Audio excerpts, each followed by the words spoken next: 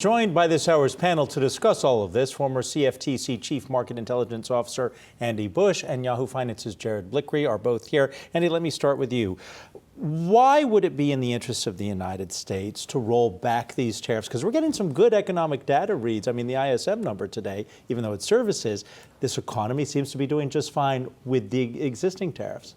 Yeah, I mean, it's a question of what President Trump wants. I mean, obviously, he has great control over the trade situation, and I think he can decide whether he wants to have those tariffs on there to apply additional pressure to the Chinese or whether to roll some of them back to show good faith. I think there's three tracks that trade goes on. It's Super 301, unfair trade practices.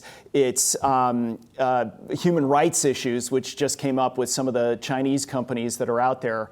And I think the last one, of course, is security with Huawei and other ones. So when I look at this as an important thing for the stock markets, but not nearly as important as what the Fed's doing. So this is a great thing for the markets to get excited about and to start buying stocks. That's great. But overall, we're far from being done with trade.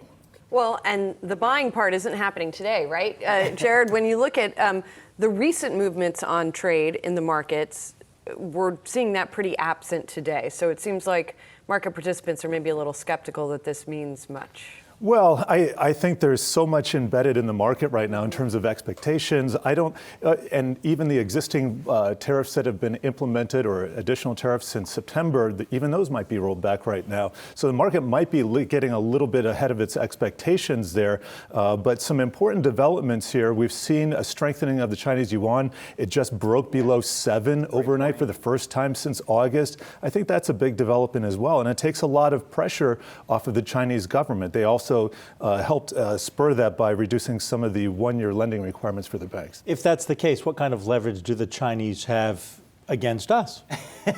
Well, it has to do with $50 billion worth of agricultural products, whether they're going to buy them or not. I'm out in the Midwest, out in Chicago, and farmers are hurting. It's really a tough time. Agricultural prices have been low since 2014.